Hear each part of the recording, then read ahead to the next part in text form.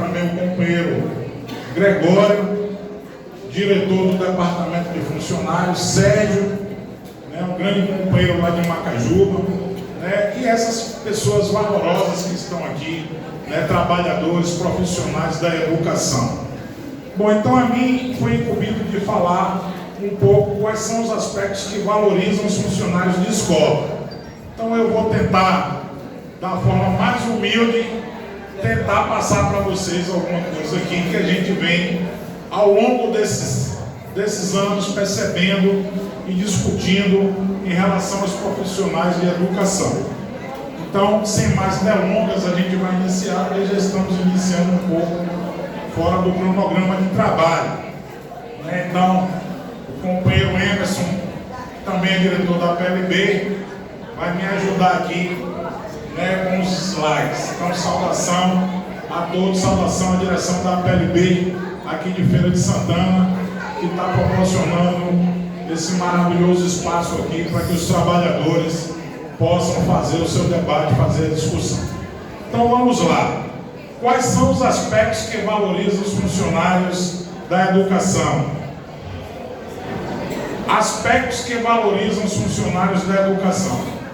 A valorização dos profissionais da educação comporta-se por duas dimensões.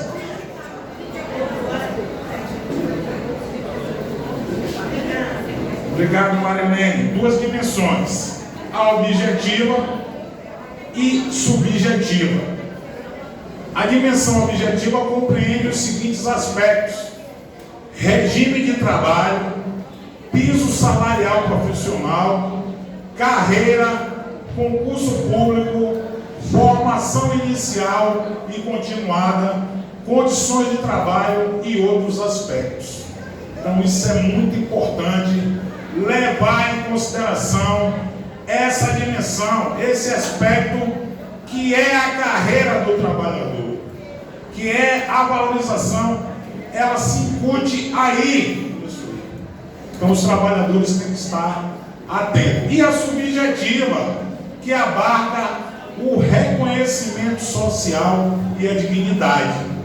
A nossa sociedade tem que entender que funcionário de escola é um educador.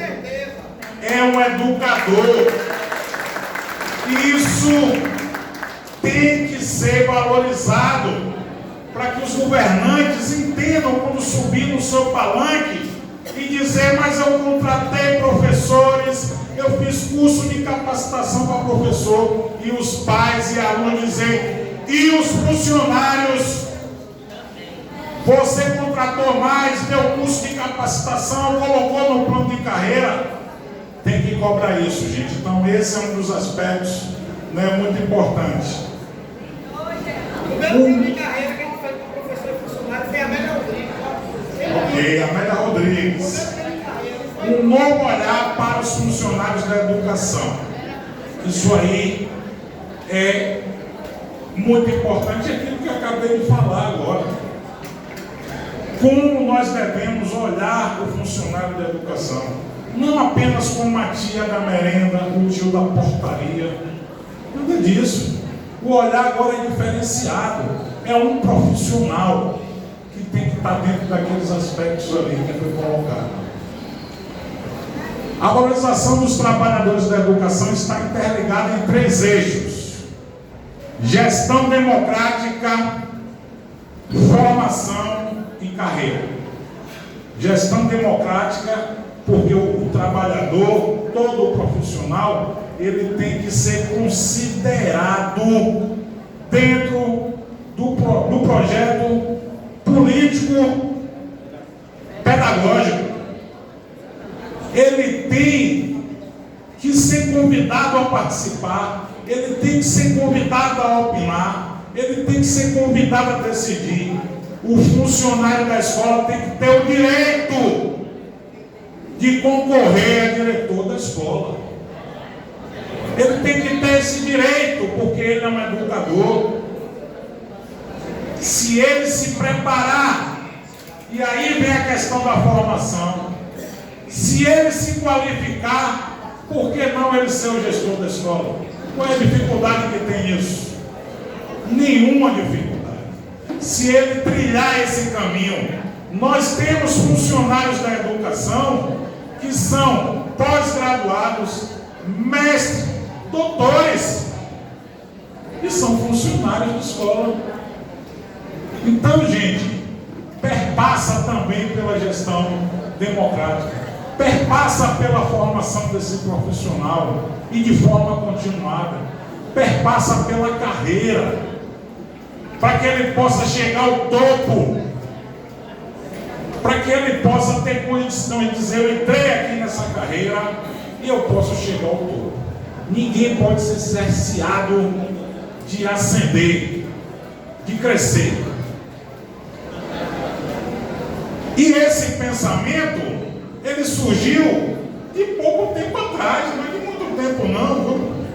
De pouco tempo atrás, e se iniciou com a LDB, se iniciou com a Constituição Federal.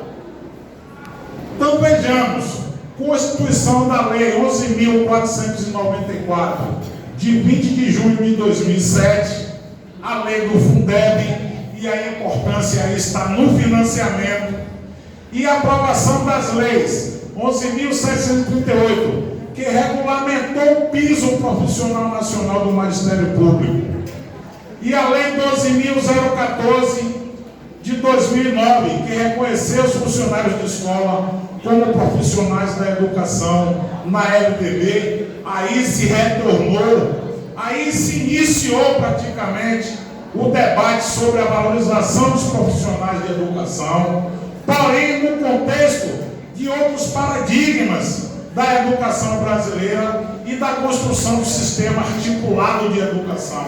Sistema esse que tem sim que levar em consideração o profissional de educação, todos eles como um educador. Todos. E é por isso a importância de a gente fazer a luta e entender que é recente essa luta pela valorização. Porque antes, gente, funcionário de escola era o cabide de emprego do prefeito. Era ele que pegava e dizia assim: a você vai dar aula para aquela turma infantil, mas ao mesmo tempo você vai fazer a merenda. Então, até hoje ainda existe, até hoje, mas isso se reduziu muito. E aí mais à frente a gente vai ver qual é o nosso papel para fazer esse combate, esse bom combate, até mesmo para ajudar as pessoas que estão sendo exploradas, né, achando que está se beneficiando, né, valorizando e incluindo os funcionários de escola como um agente construtor e transformador da educação. Então o nosso sistema articulado de educação, ele tem que colocar o funcionário de escola como um agente construtor da educação, como um agente transformador de uma educação de qualidade. Nós temos que fazer os nossos representantes, seja ele no Congresso, seja no Legislativo, nas casas legislativas, seja nas câmaras de vereadores, entender que você não terá uma educação de qualidade se ela não estiver articulada e se ela não valorizar todos os trabalhadores que estejam naquela casa. Desde a chegada do aluno ao diretor da escola, à merendeira, ao profissional que está lá na secretaria, as ADIs, todo mundo, toda a comunidade escolar tem que participar, toda. As pessoas na escola têm que se sentir em uma casa do saber e tem que se importar com os nossos alunos, se importar com aquelas pessoas, se importar qual é a condição que aquela pessoa vai ter nesse mundo, qual é o espaço dela nesse mundo, e quem vai estar lá com ele somos nós. Nós defendemos tanto o ensino integral. Observe que no ensino integral o aluno vai passar mais tempo com a gente. Então, por muitas vezes a gente vai ser uma referência maior dos próprios pais dele. E se a gente não tiver essa consciência de que a gente tem que despertar o caminho do saber o caminho da luta para esse aluno, aí não conseguiremos avançar.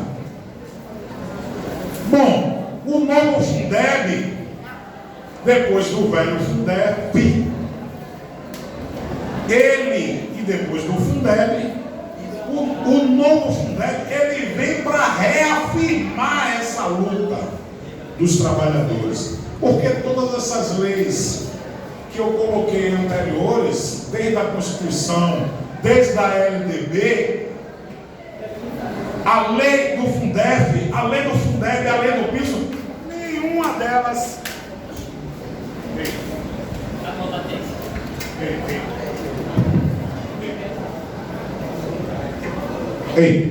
nenhuma delas caiu do céu ou foi pela boa vontade de nenhum gestor.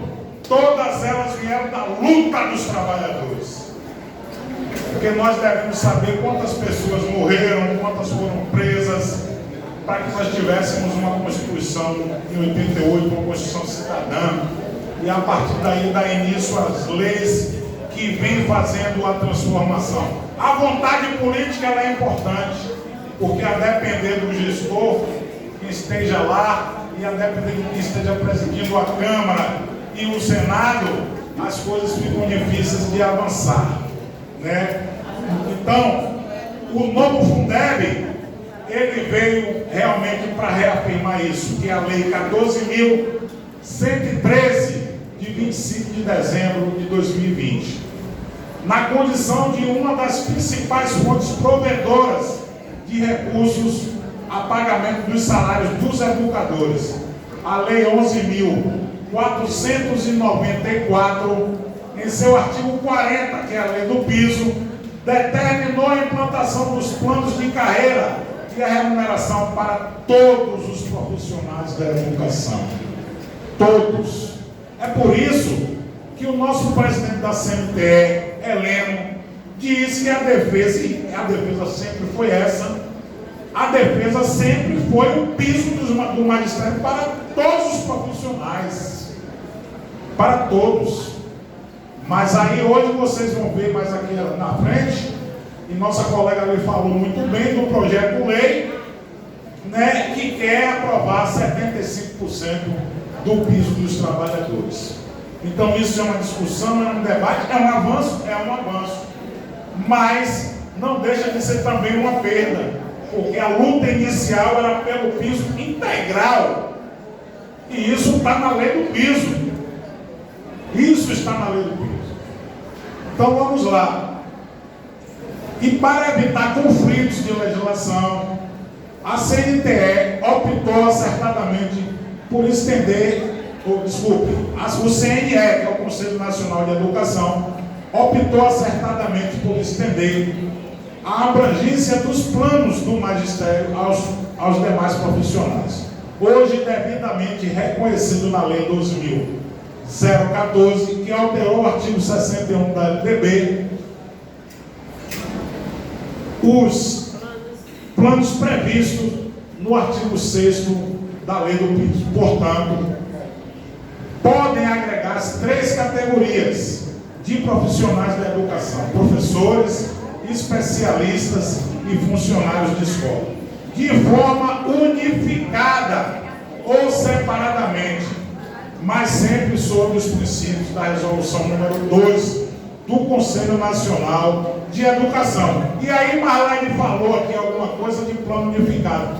Vários municípios hoje já têm o plano unificado, baseado nessa resolução.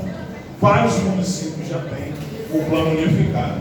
Tá certo? Então, o plano ele pode abranger, sim, professores, especialistas e funcionários de escola.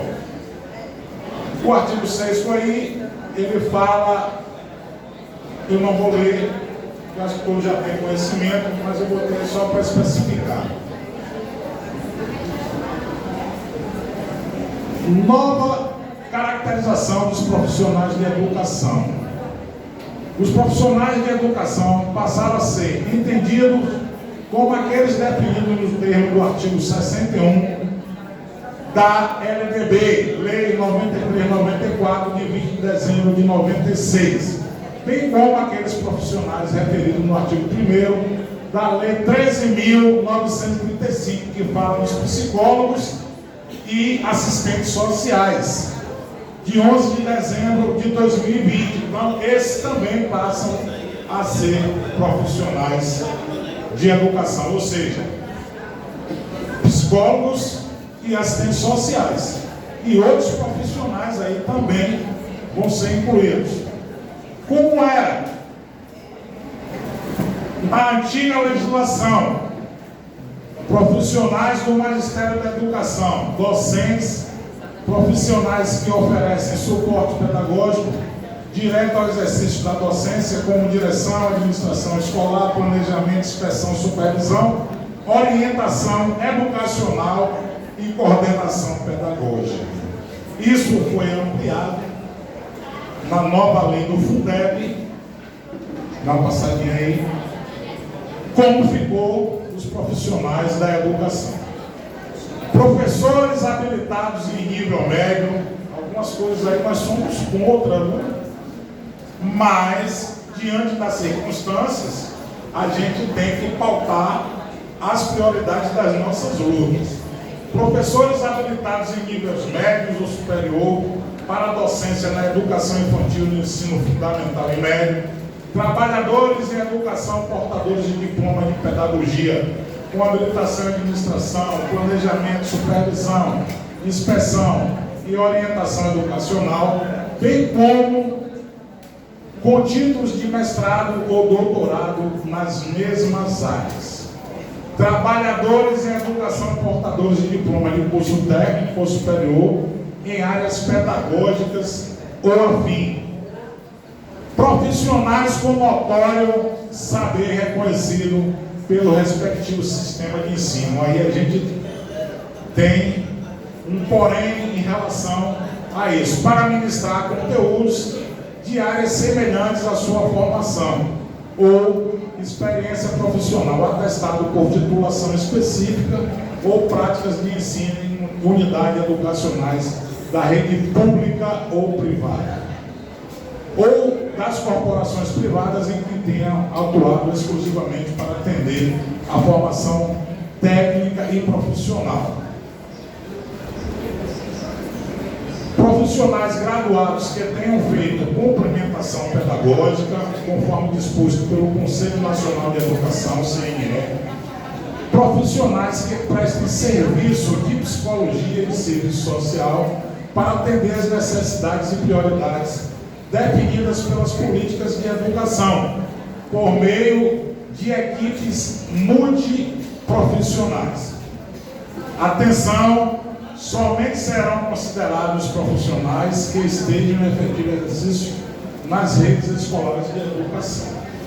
Então, se ele estiver em outra área que não seja a educação, ele não pode ser considerado um profissional de educação, porque isso vai evitar que o financiamento através do Fundeb chegue até ele. Vamos lá? Recursos destinados à remuneração dos profissionais da educação básica.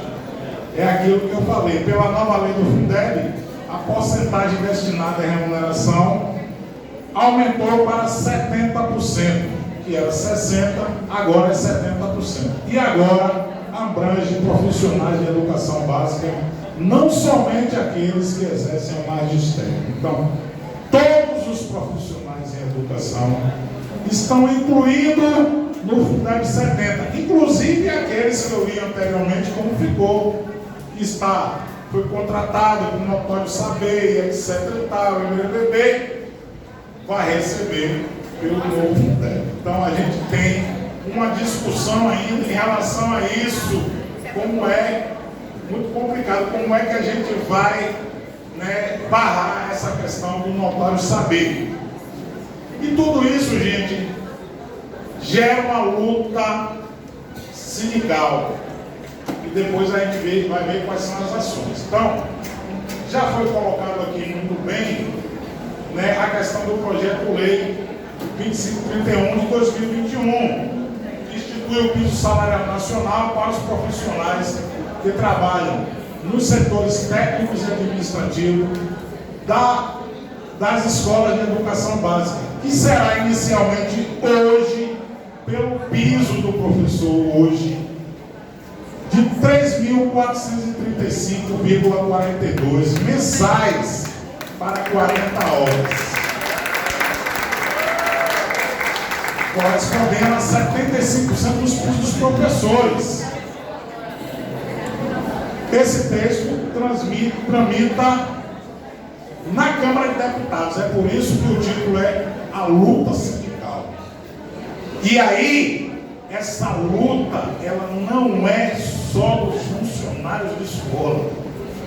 Essa luta é de toda a comunidade escolar.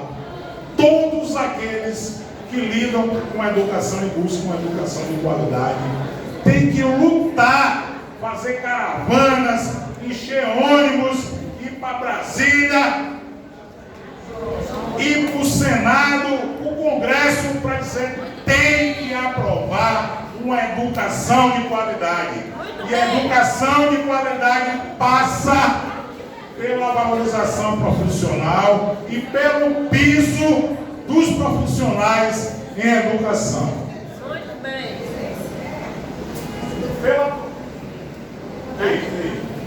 Estou de marcação de você. Você está gastando lá. Quanto para carregar? Eu acho que ele é por tempo, né? Ele está programado para 5 minutos. 5 minutos. Ei, então vamos lá. Pela proposta, o piso será pago para a jornada de trabalho de 40 horas semanais, garantindo-se a proporcionalidade no valor para jornadas diferentes. Nós sabemos que nós temos jornada de 20, jornada de 30, então ele tem que ser de forma proporcional. A autora do projeto é a deputada Rose Modesto, do PSDB do Mato Grosso do Sul. Com a emenda modificativa número 1, apresentada pelo deputado federal Rafael Brito, MDB, em 2023, o projeto passou a contemplar, isso é muito importante, todos os servidores da educação, garantindo o piso salarial para trabalhadores em função de apoio técnico, administrativo ou operacional. Então, isso é muito importante. Na prática, os funcionários e funcionárias que trabalham como secretários, secretárias escolares, vigias, assistente de direção, auxiliar de biblioteca, merendeiras, auxiliar de sala, motorista de transporte escolar, auxiliar de limpeza, entre outros, passaram a ser contemplados nessa nova política que esperamos que seja aprovada. Amém. Ação e luta. A primeira ação sindical deve primar pelo convencimento do gestor público, a fim de que reconheça os conceitos da lei do piso dos profissionais e reafirme esse conceito em uma legislação própria, estadual ou municipal. O Pacto Federativo lhe concede essa prerrogativa. Então, entendam bem, gente. O fato de conquistarmos a aprovação do piso nacional dos funcionários de escola, dos profissionais, isso não quer dizer que a nossa luta acabou. Porque nós aí a luta vai ser dobrada nos municípios e no estado para que seja implantado o piso. Por quê? A exemplo do piso nacional do magistério, em muitos lugares ainda não foi implantado. E olhe que foi aprovado desde 2008. Isso é a luta. É por isso que nós temos que aumentar a nossa correlação de força. E como é que a gente aumenta a nossa correlação de força? A menina de Itiúba falou aqui muito bem. Mais educação na política, elegendo os nossos funcionários, professores, profissionais de educação. Nós vamos precisar desse protagonismo. Porque sem isso, a luta não chegará ao seu objetivo maior, que é realmente chegar no bolso do trabalhador e valorizar o trabalhador. Então, vocês sabem que uma legislação, após aprovada, ela tem que ser reafirmada em cada ente. Então, o piso nacional dos profissionais em educação, ele tem que ser reafirmado nas casas legislativas, na Assembleia Legislativa do Estado da Bahia, ele tem que ser reafirmado na Câmara de Vereadores. Olha a importância de a gente eleger nossa colega lá em Ituba para lutar por isso. E os outros demais, Marlete aqui em Feira de Santana, e tanta gente boa aí, Sérgio, pronto, Ilhéus, Enilda, valorosos e valorosas, Jovita, Aline, Tati, pronto, todos os trabalhadores em educação. É importantíssimo a gente eleger, porque são pessoas, gente, que aí eu queria pedir uma salva de palmas para todas essas pessoas.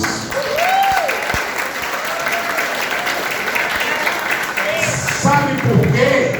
Porque estão dando a cara para bater, estão se expondo, ganhando ou perdendo, e vindo do nosso lado, trabalhadores em educação com poucos recursos, com sacrifício no gogó para poder convencer um sistema que infelizmente ainda está corrompido pelo capital, ainda está corrompido pelo aquilo que tem o valor em dinheiro. Aí fica difícil a gente mudar isso. E precisamos fazer essa luta agora. Nós precisamos botar os nossos representantes como vereadores e prefeitos para não sofrermos lá amanhã depois. Porque esse Congresso Nacional que aí está é um Congresso que veio simplesmente para massacrar os trabalhadores e retirar direitos, operando pela direita e infelizmente convencendo o trabalhador de que andar pela direita é o melhor caminho, e não pode ser assim, porque assim nós só iremos enriquecer o rico cada vez mais e tirar mais e mais e mais direitos dos trabalhadores. Então, essa luta é uma luta constante e permanente. A segunda medida consiste em construir um plano de cargos e salários com base nos preceitos da lei federal, tá certo? Então a CNTE já tem essa projeção, né? E tem que chamar os funcionários para melhorar esse plano de cargos, plano de cargos, carreira e salário. E a última alternativa refere-se à resistência social, para manter o plano em caso de negativa dos gestores e em atentar para a nova lei do piso. Aí todo mundo vai ter que aprender a usar o microfone, pegar o carro de som e começar a cantar. Que governo é esse? Que governo ordinário, que não paga o piso nem aumenta o meu salário? Que governo é esse? Que governo traidor, não paga o piso e maltrata o professor? Isso na rua. Então, gente, fico por aqui. Vamos à luta. Muito obrigado. Valeu, Dias.